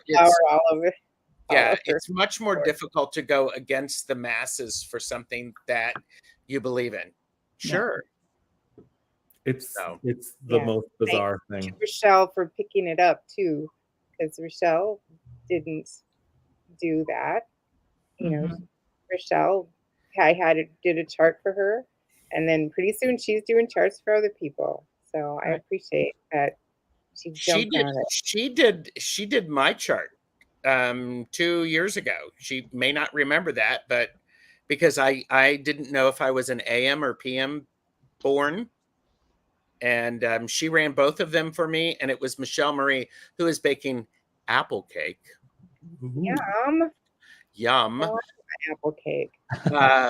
Who was, was talking to me about it, and did some Vedic, and was like, do you have this problem, or are you more like this? And I said, oh, I'm definitely like that. And she said, okay, you're PM. And I thought, okay, it's interesting. So anyhow, I'm all like, woohoo. Woohoo. So, okay. So we have been on for an hour and 48 glorious minutes. This is the question that none of you were wanting to answer. Oh no, wait a minute. Astrology. Sorry. Yeah. None of you were wanting to answer that one. Why should people learn astrology? Why should people learn about astrology? And this is your elevator speech. So this is that you have a minute to share why people should learn astrology. Because you are a part of a conscious universe. You're a piece of the puzzle. And you should learn about yourself. Learn about the cosmos, because you're a little piece of the cosmos. Why wouldn't you? Okay. Yes to that. Yes to that. And because in real time, it's as powerful as the weather is. here in our day-to-day lives. And so this is the energetic conditions above influencing us and our lives down here. So if we can harness the forecast of the weather to empower us around what we're choosing to do on any given day and the clothes we wear and if we leave the house or not, the astrology is understanding the cosmic conditions and just letting us be empowered in the decisions that we make in our lives. Do we apply for that job? Do we not apply for that job? Do we spend time outside? Do we spend time working on a creative project? Do we sit still and there are just different energetic conditions that are really supportive to our day-to-day, literally every aspect of our day-to-day life. And so if you can, what's that quote? If you can learn to read the language of the stars, you can hear them, you can read them, and then you can choose to either embrace that and live in a bit more harmonious way with the cosmos, or at least make a choice in like full awareness. So Okay. Jaime, why should people learn about astrology? I'm just going to go back to my answer before, because I think that we lose touch with so many things. And then when you have something that's presented to you that is so actual, factual, and real, that it weaves us all together. And I think that we miss out on a lot of that. Yeah, we can be introverted, we can stay in our homes, blah, blah, blah, blah, blah. But it still is one of those things that really takes the thread, passes it from me, weaves into Julie, goes over to Peter, comes back to Patrick, goes over to Kelly. I mean, that's a beautiful web, and I'm all about the webs and how the strings connect. And it's kind of like it's been said before in the chat, know thyself, find an interesting, different thing that it's kind of amazing. it's so amazing. Right. Yeah. So I have to answer this too. And so why should people learn about astrology? I believe everybody are connected at some level together. And I like to think that I am part of this universe, and understanding astrology helps me feel connected and to understand how I am truly a part of and how I can line up with that and do my ultimate best that I can do. About Yes, rainbow. Oh, sorry. It's so powerful. It's perfect. So good. Yeah. Well, thank you. So this is available, and it comes with the Ophiuchus card. It does. It does. And these are Yeah, I love it. The Ophiuchus. Yeah. And Julie's got some new decks that are available. I've got a poker-sized real sky and a mini, tiny baby one. There you go. Really tiny. And Nice. same exact thing, just bigger, smaller. And by the way, there are links to, I think I put the links into our previous conversations with Julie in the description. And I think I even put your link in there, Patrick, with you and Julie. So Awesome. Okay. So I just want to get caught up on a couple of chat things because this has been wonderful. Unlock your cosmic compass. Dive into astrology to decode your unique path, understand relationships, and embrace self-discovery. That's nice. That's perfect. What they said. I'm like going here. I'm going to do a screenshot of that one. Yeah, please. That's good. Can I use that as a write-up for the deck? I'm like going, Yeah. Right? Yeah. Anyhow, I'm not trying to make people buy things, but Holly Johnson said, thank you. This was a most enjoyable evening. Thanks. You guys are the best. And Kelly, the truth and story. It's lovely to see you here, by the way. I was surprised last night where I was reading a book on Northern Traditions and Blending Runes and Astrology. And it actually talked about basically real sky. Wow. Awesome.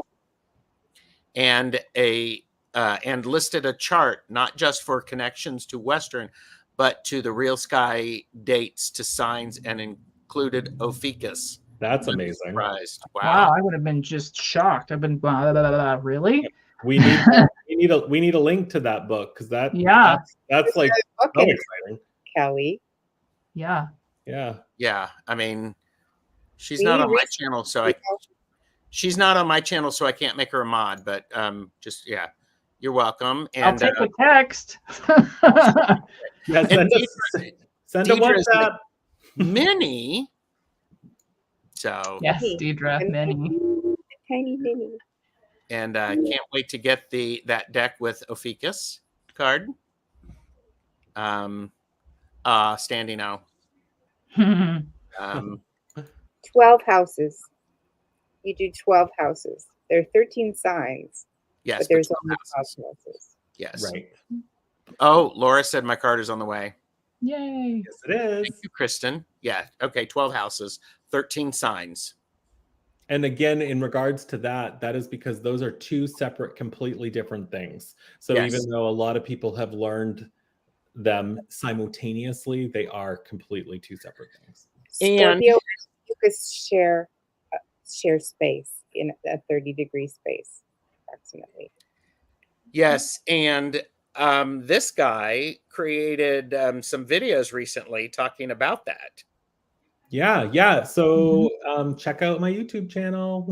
I've been on a video making roll lately. I don't know. I've been feeling like these short, quick videos.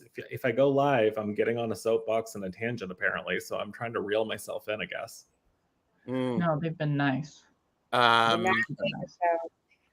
Plucky Heroine said, studying the stars and sky predated organized religion and appeals to a primal need for understanding.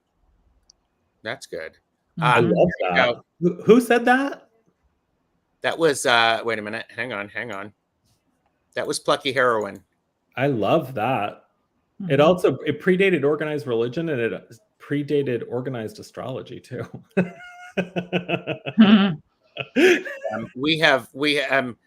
Okay, here you go. It's Runes, Astrology, Starcraft, Northern Tradition.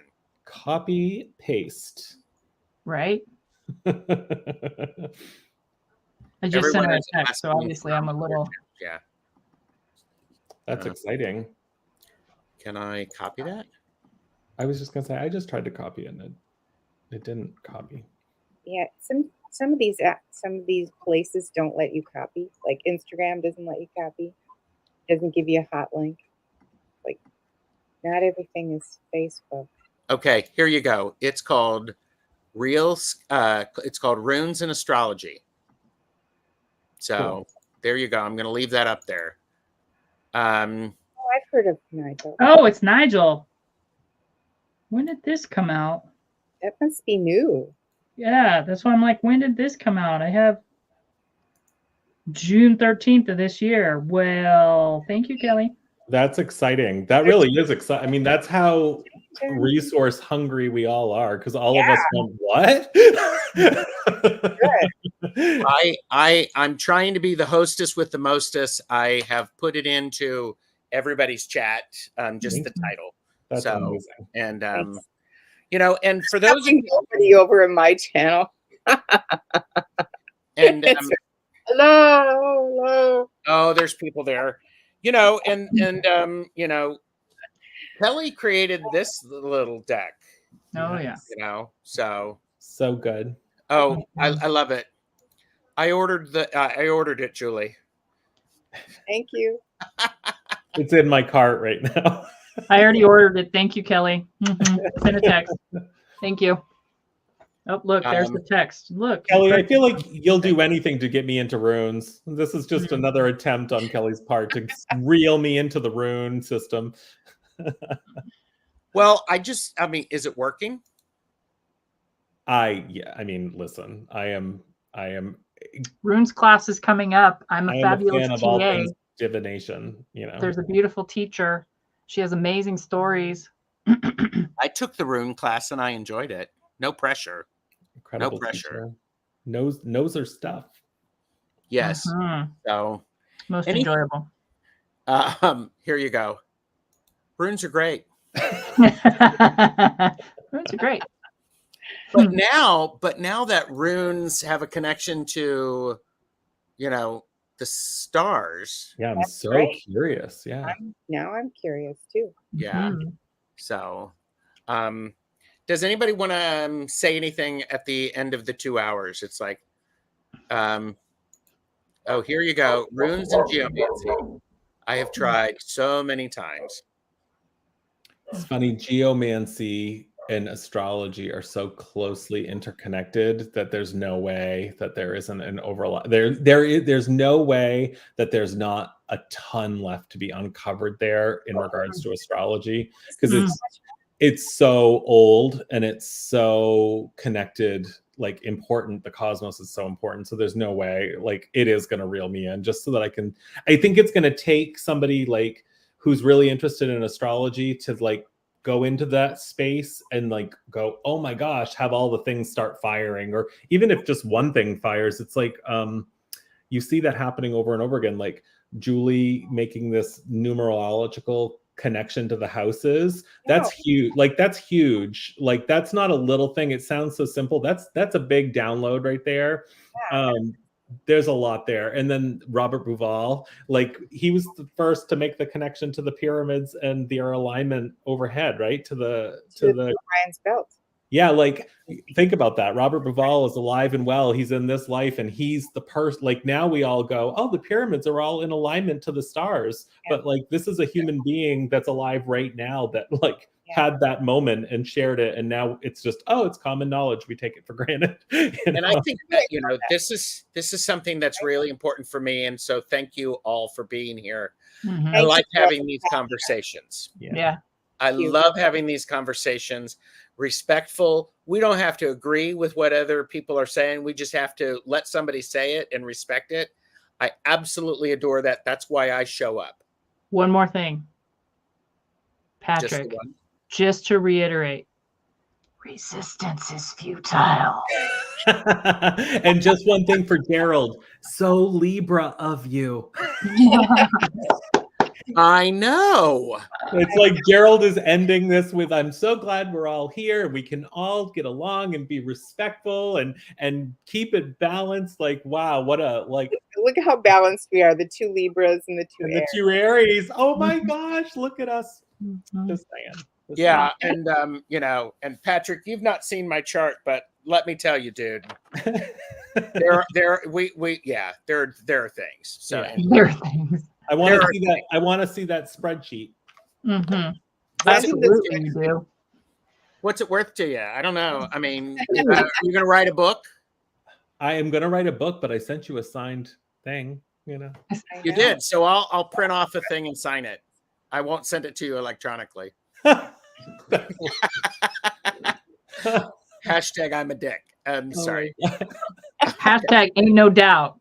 Ain't no doubt. There you go. Oh, gosh, I love it. And Vanessa is sharing off topic. My son showed me that the Bluetooth symbol are two rune symbols put together. I heard that too. That's fascinating. The symbols find a way. Somebody named Bluetooth.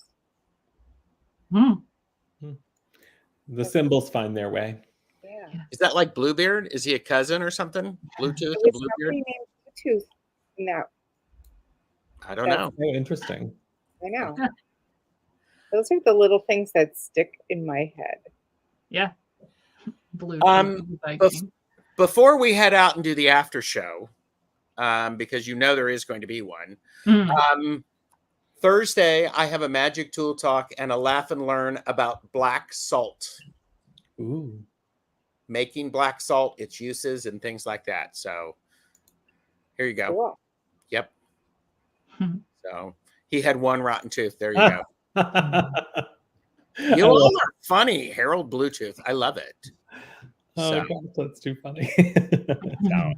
All right. So everybody, thank you again very much. Thank you. Thank you. Like, subscribe, share the video because it's on all three channels. It's on Patrick's The Living Wheel, Julie Cuccia-Watts' channel, my channel.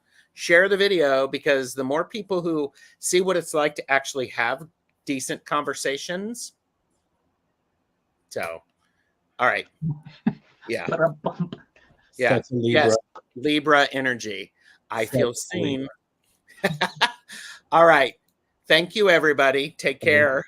Yeah. Have a wonderful night. Thank you.